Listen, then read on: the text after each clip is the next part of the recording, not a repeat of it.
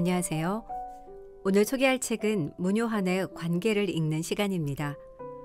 정신과 의사이자 작가인 문효한 선생님은 심리학의 과제는 고통의 치유를 넘어 마음의 수양과 삶의 성장에 있다고 보고 있습니다. 이것을 실천하기 위해 자아와 관계의 균형을 찾아가는 바운더리 심리학과 몸을 통해 마음의 변화를 이끄는 신체 심리학을 연구하며 심리 프로그램을 진행하고 있습니다. 심리학자 알프레드 아들러는 인간의 고민은 전부 인간관계에서 오는 고민이다 라고 했는데요. 저자는 이 책에서 인간관계의 어려움은 바로 관계의 틀 때문이라고 말합니다. 일정한 모양의 빵틀에 똑같은 빵을 구워내듯 사람들은 자신의 틀에 따라 비슷한 관계 방식을 되풀이하면서 관계의 어려움을 느낀다는 것이죠. 이 기본 틀은 우리의 어린 시절 아이-어른의 관계에서 만들어졌기 때문에 어른-어른의 관계에는 맞지 않는다는 것입니다. 특히 어린 시절 관계에서 손상을 겪은 사람들은 해결되지 못한 감정과 신념, 애착 갈망 등이 이 기본 틀을 붙들어 매고 있기 때문에 관계의 방식이 잘 바뀌지 않는다고 합니다. 저자는 바운더리라는 개념을 통해 자신의 관계의 틀을 이해하고 점차 어른의 관계 틀로 바꿔나갈 수 있다는 것을 임상에서 입증하고 있습니다. 책에서 말하는 바운더리란 인간관계에서 나와 나 아닌 것을 구분해주는 자아의 경계선이자 관계의 교류가 일어나는 통로입니다.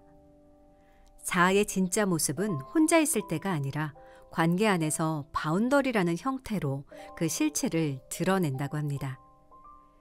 바운더리에 문제가 생기면 자아 발달과 인간관계가 왜곡되는 결과를 초래할 수 있는데 책에서는 자아의 분화에 따른 바운더리 유형을 4가지로 나누어 설명합니다.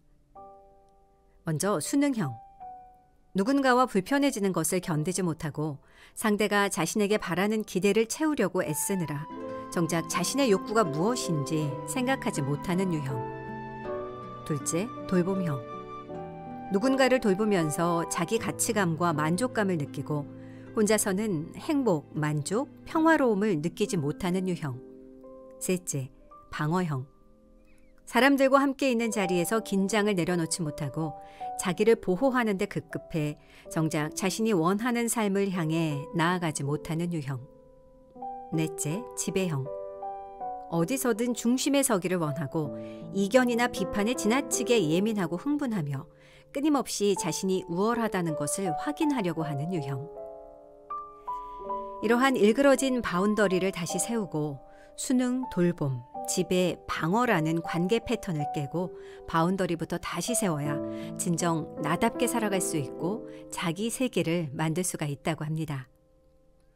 건강한 바운더리를 세우기 위해 필요한 것은 다음의 5가지 능력인데요. 첫째, 관계를 조절하는 능력. 둘째, 상호 존중 능력. 셋째, 상대의 마음을 헤아리는 능력. 넷째, 갈등을 회복하는 능력. 그리고 솔직한 자기 표현입니다. 이 책의 4부 바운더리의 재구성 중 20장 자기 세계 만들기 낭독하겠습니다.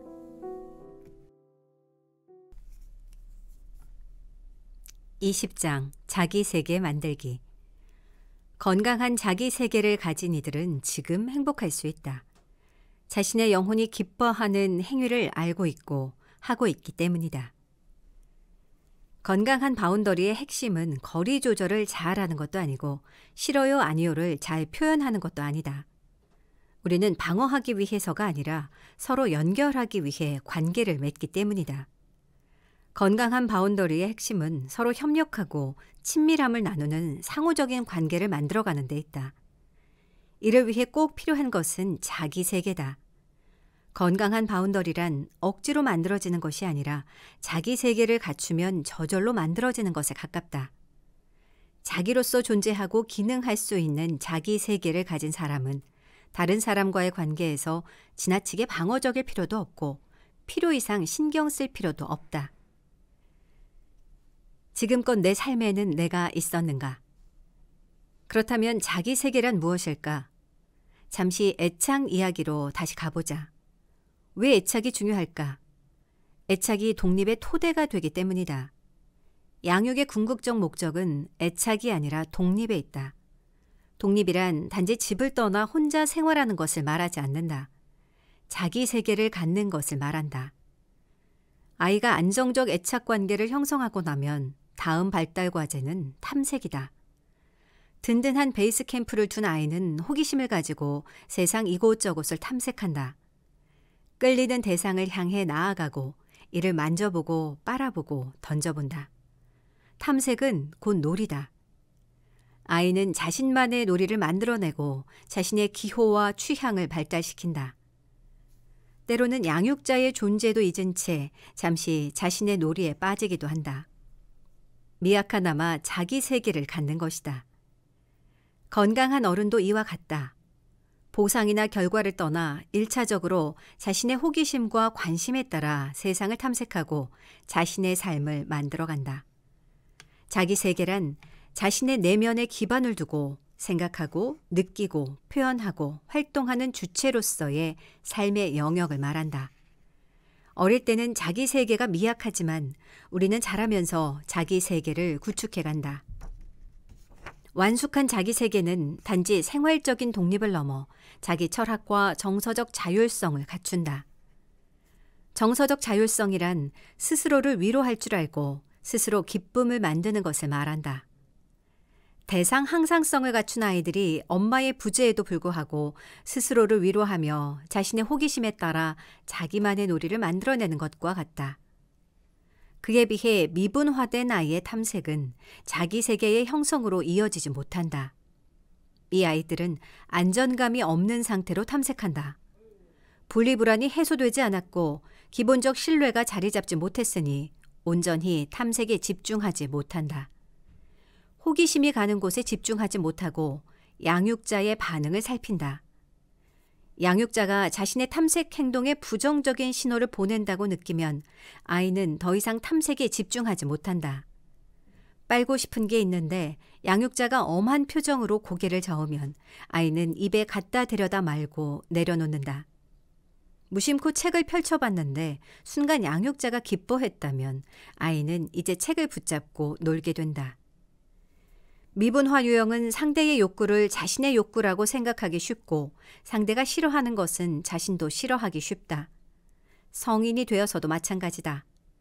타인의 감정과 욕구, 기대에 쉽게 동조한다. 특히 양육자가 좋아하는 것을 좋아하는 수능형은 어른이 되어서도 가까운 이들이 자신에게 바라는 기대와 욕구를 충족시키느라 많은 시간을 보낸다. 진정한 자기 세계를 형성하지 못하는 것이다. 과분화 유형은 어떻게 보면 자기 주장도 명료하고 자기 취향이나 욕구도 분명하게 보인다. 늘 당당하게 말하는 것처럼 느껴진다. 그러나 이들은 양육자와의 관계에서 좌절을 거듭 겪었던 상처가 있다. 함께하는 시간은 편안함이 아니라 고통이었다. 그래서 이 아이들은 너무 일찍 양육자와 분리되어 무분별한 탐색에 나선다. 이들은 단지 양육자에게서 벗어나 양육자 바람에 반대하는 방향으로 탐색하기 쉽다. 즉, 양육자가 원하는 것이라면 싫어하고 반대로 양육자가 싫어하는 것 같으면 오히려 관심을 갖는다. 반항 심리가 유년기를 지배하는 것이다. 이는 아이의 평생을 좌우할 수 있다. 이들은 누군가의 기대와 욕구에서 벗어나 있고 하기 싫은 것은 하지 않고 살아가기에 무척 독립적으로 보일 수 있지만 실제로는 그렇지 않다. 상대의 욕구대로 행동하는 것과 상대의 욕구대로 행동하지 않으려는 것은 자신의 진정한 욕구를 알지 못하고 자기 삶을 살지 못한다는 점에서 본질적으로 다를 게 없다. 물론 이들 중에는 인내와 끈기로 어떤 분야에서 탁월한 능력을 보이는 이들도 있다. 그렇지만 그 발전의 동력은 내적 동기가 아니라 남을 이기려는 강한 경쟁심에 있다. 이들은 치열한 경쟁을 통해 남들보다 더 멋진 자신의 세계를 쌓아 올렸다고 생각했다가 어느 순간 깨닫는다. 그것이 자신의 세계가 아니라는 것을. 참 아이러니하다. 이들의 모든 에너지는 자기 자신에게 쏠려 있는데도 정작 자기 삶에 자기가 없다는 허무함에 휩싸인다. 건강한 자기 세계를 이루기 위해 필요한 것. 국수가 이탈리아로 넘어가 파스타가 된 것처럼 상호 교류는 풍성한 창조와 확대로 이어진다. 단 발전적 교류를 위해서는 전제가 있다. 두 세계 모두 건강한 자기 세계가 있어야 한다. 건강한 자기 세계가 없는 교류란 상호 발전이 아니라 일방적인 침투나 한 세계의 축소가 될 뿐이다. 자기 문화의 뿌리가 튼튼하지 못한 나라와 민족이 세계사에서 자취를 감춘 역사는 어렵지 않게 찾아볼 수 있다. 그렇다면 건강한 자기 세계를 이루기 위해서는 무엇이 필요한가? 첫째, 삶에 대한 자기 결정권을 갖는 것이다. 건강한 자기 세계를 가진 이들은 주체적이다. 이들은 자신의 삶에 스스로 책임을 진다. 스스로 결정하고 그 결정이 안 좋은 결과로 이어진다 하더라도 책임질 줄 알고 그 경험에서 무엇 하나라도 배우려고 한다. 내가 나의 선택과 행위를 결정하는 것, 싫은 것을 싫다고 하고 좋은 것을 좋다고 하는 것. 비록 경험이 짧고 지혜가 부족하더라도 삶의 자기 결정권을 갖는 것이야말로 자기 세계의 핵심이다. 자기 결정권이 없는 자기 세계란 씨 없는 과일이다. 그렇다고 독불장군이 되라는 것은 아니다. 의견을 듣고 조언을 구하되 최종적인 결정은 스스로 하고 그에 대한 책임을 지라는 것이다. 자기 결정권을 갖는다는 것은 실수 하나 없이 현명한 결정을 내릴 수 있다는 것이 아니라 선택과 경험 그리고 이어지는 성찰을 통해 더 나은 선택과 더 좋은 경험을 만들어갈 수 있다는 것이다. 둘째, 자기 이해에서 생겨난 개성을 갖는 것이다. 자기를 모르면 자기 세계를 세울 수 없다. 자기를 모른다면 다른 사람의 생각을 자기 생각처럼 이야기함으로써 자기 세계가 있는 것처럼 보일 뿐이다. 그렇다면 자기 이해란 대체 무엇을 가리킬까? 나답게 산다는 건 무엇을 말하는가?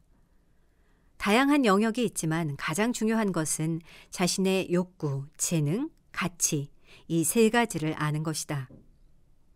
하나 더 덧붙이자면 자신이 안다고 생각하는 것에 대해 의문을 품는 자기 비판적 사고다. 욕구는 자신이 무엇을 좋아하고 무엇을 싫어하는지, 재능은 자신이 무엇을 잘하고 무엇을 못하는지, 가치는 자신에게 중요한 것과 중요하지 않은 것이 무엇인지를 구분하는 것이다. 이는 어느 시기에 완결되는 과제가 아니다. 인간은 평생을 두고 변화하고 성장하는 존재이기 때문이다. 재능은 상대적으로 변동성이 적지만 욕구와 가치는 얼마든지 바뀔 수 있다. 젊은 시절에는 인정과 성취가 중요했지만 나이 들면 행복과 관계가 중요할 수 있기 때문이다.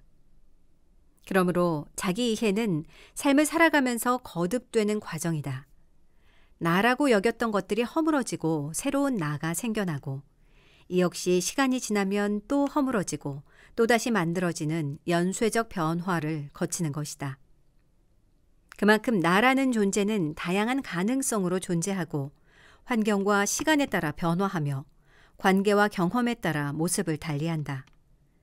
그래서 자기 이해에는 자기 비판적 사고가 꼭 필요하다. 이것이 나라는 틀 안에 갇힌 생각에서 벗어날 수 있어야 한다. 이것이 나의 생각인가? 이것이 내가 원하는 것인가? 이것이 내가 잘 하는 것인가? 이것이 나에게 중요한가? 라는 질문들을 끊임없이 던지고 사색해야 한다. 사람은 자기 자신에 대한 이해가 깊어갈수록 바운더리가 건강해진다.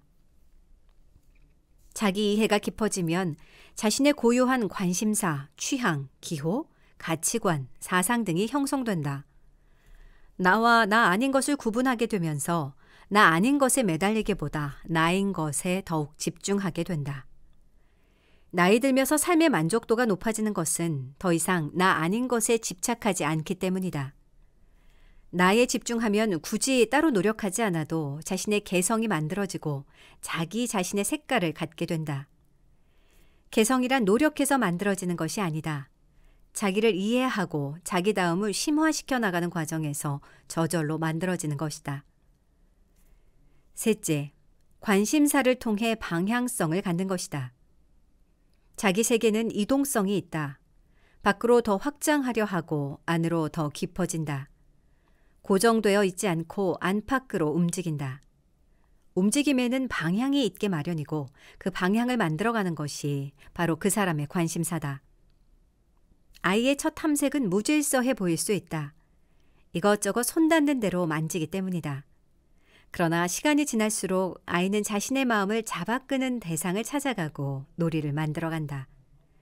관심사가 생기면서 아이의 활동은 방향성이 생긴다. 어른의 삶도 다르지 않다. 그러나 관심사가 꼭 삶의 방향과 깊이를 주는 것만은 아니다. 다양한 관심사는 오히려 삶을 여기저기로 끌고 간다. 이것도 하고 싶고 저것도 하고 싶어진다. 그러나 자기 이해가 뒤따르면 사소한 관심과 중요한 관심, 내면의 기반을 둔 관심사와 외부에서 기인한 관심사를 구분하고 자신의 삶에서 핵심 관심사를 찾게 된다. 이렇게 제1의 관심사를 찾게 되면 삶의 방향은 저절로 만들어지고 자기 세계는 자연스럽게 구축된다. 물론 제1의 관심사가 평생 꼭 하나일 필요는 없다. 스스로 기쁨을 만들어내는 힘, 나의 오티움은 무엇인가? 자기 세계의 중요성은 알겠지만 여전히 손에 잡히지 않고 모호하게 느껴질 수 있다. 그렇다면 우리는 지금 자기 세계를 구축하기 위해 무엇을 해야 하는가? 건강한 자기 세계를 가진 이들은 지금 행복할 수 있다. 자신의 영혼이 기뻐하는 행위를 알고 있고 하고 있기 때문이다. 이들은 행복을 무한정 미루지 않는다. 자신에게 맞지 않는 것, 바랄 수 없는 것을 바라지 않는다. 그리고 사람들을 통해서만 행복을 느끼는 것이 아니라 자기 세계 안에서도 행복을 느낄 수 있다. 그러나 불행한 이들의 공통적 특징은 스스로 기쁨을 지어낼 줄 모른다는 것이다. 자신에게 맞지 않는 조건이 충족되어야만 행복해질 수 있다고 믿고 다른 사람에 의해서만 행복을 찾으려고 한다. 우리는 흔히 행복은 지금 여기에 있다고 이야기한다. 그것은 지금의 경험을 좋게 생각하려고 애쓰라는 것이 아니라 지금 좋은 경험을 하라는 것을 말한다. 그렇다면 좋은 경험이란 무엇일까? 그것은 행위의 보상이나 결과와 상관없이 그 행위 자체가 나에게 기쁨을 주는 것을 말한다. 그걸 라틴어로 오티움이라고 한다. 오티움은 영혼을 기쁘게 하는 능동적인 여가를 뜻한다. 즉, 좋은 여가란 아무것도 하지 않는 무유의 시간이 아니라 내 영혼이 기뻐하는 경험의 시간이다. 일이 내 영혼을 기쁘게 해주는 것이라면 굳이 오티움이 필요 없겠지만 그렇지 못하다면 우리는 오티움을 발견해야 한다. 오티움은 사람마다 다르다. 누구에게는 동식물을 키우는 것일 수도 있고 누구에게는 바이크를 타는 것일 수도 있고 누구에게는 악기를 연주하는 것일 수도 있고 누구에게는 요리하는 것일 수도 있고 어떤 이에게는 공부일 수도 있다. 공통점이 있다면 활동의 결과와 상관없이 활동하는 과정에서 기쁨을 누린다는 사실이다. 어떤 활동을 하는데 결과가 좋아야만 기쁘다면 그것은 오티움이 아니다. 오티움을 만나면 우리는 삶의 고통이나 권태, 불행을 겪었을 때 스스로가 스스로를 위로할 수 있다. 만일 어떤 사람의 일이 너무 고달프거나 시련의 아픔을 겪는다고 해보자. 그 사람에게 오티움 활동은 더 스트레스가 될까? 아니면 고달픈 삶의 위안이 될까? 후자다. 오티움은 그 활동 자체로 즐거움을 주니까. 오티움은 어른의 행복에서 가장 중요한 요소다. 아이일 때는 관계에서 얻는 행복에 치우쳐 있지만 어른은 관계뿐 아니라 자기 세계를 통해서도 행복을 느낀다. 오티움은 내일이 아닌 오늘의 행복이며 물거품 같은 쾌락이 아니라 기쁨과 의미를 동시에 만족시키는 진정한 행복이다. 오티움의 위력은 인간관계에서도 발휘된다. 영혼의 기쁨을 주는 오티움은 점점 깊어진다. 오티움이 깊어지면 자기만의 색깔과 향기를 갖게 돼 주위에 관심을 끈다. 그리고 그 관심사로 인해 새로운 인간관계가 만들어지고 관계가 깊어진다. 그것은 억지 노력이 아니라 오티움 활동이 주는 자연스러운 변화다. 관계를 위한 관계에 매달리지 않고 인간관계를 맺고 유지하기 위해 필요 이상 에너지를 소모하지 않을 때 서로의 관심사를 공유하고 공통의 경험 안에 머무를 때 우리는 서로에게 좋은 인간관계를 맺을 수 있다. 자기 세계를 세우고 그곳을 통해 걸어나갈 때 우리는 자아와 관계의 균형을 맞춰갈 수 있다. 에필로그. 바운더리는 바운더리를 넘어선다. 지혜란 무엇일까? 여러 가지 정의가 있겠지만 나는 모순을 통합할 수 있는 능력이 아닐까 싶다. 관계의 지혜도 마찬가지다. 건강한 바운더리는 자아와 관계의 균형을 유지하는 곳에 존재하고 역설적인 모순을 통합하면서 기능한다. 즉, 독립적이면서도 친밀하고 솔직하면서도 정중하고 따뜻하면서도 엄격하고 이성적이면서 감성적인 상태를 말한다. 그렇다면 바운더리가 점점 더 발달하면 어떤 모습이 될까? 점점 더 뚜렷해질까? 점점 더 튼튼해질까? 점점 높아지는 것일까? 자아를 성에 비유한다면 그 성벽이 더욱 튼튼해지고 높아지는 것을 상상할지 모르겠다. 그러나 바운더리는 처음에 희미하게 생겨나서 점점 뚜렷해지다가 그 정점을 지나면 다시 희미해진다. 바운더리가 뚜렷하다는 것은 나와 나 아닌 것이 명료해진다는 것이다. 즉, 내 것, 내 자식, 내 삶 등 내 것이 분명해진다. 그러나 자아가 충분히 발달하여 상호 교류를 통한 연결감이 점점 확장되면 어느 순간부터 바운더리가 다시 희미해진다. 나의 개념이 약해지고 우리로 확장된다. 우리 것, 우리 아이들, 우리 삶으로 넓혀진다. 나에 대한 집착이 줄어들고 자신을 개별적 존재로 느끼는 것이 아니라 전체 속에서 연결된 존재로 느끼게 된다. 그렇다면 어린 시절의 희미한 바운더리로 다시 퇴행하는 것인가? 그렇지 않다. 그것은 자아의 상실이 아니라 자아의 확장을 의미한다. 인간의 성장은 나선식이다. 바운더리가 다시 약해지는 것은 미숙한 희미함으로 내려감이 아니라 성숙한 희미함으로 올라섬이다. 이웃에 대한 관심이 커지고 다음 세대에 대한 책임을 생각하며 좀 더 좋은 세상을 물려주기 위해 자신이 무엇을 해야 할지를 생각하고 실천하게 된다. 자신을 채움과 동시에 공동체에 공헌하는 것이다. 자아가 발달하면 어느 순간 자아는 스스로를 넘어선다.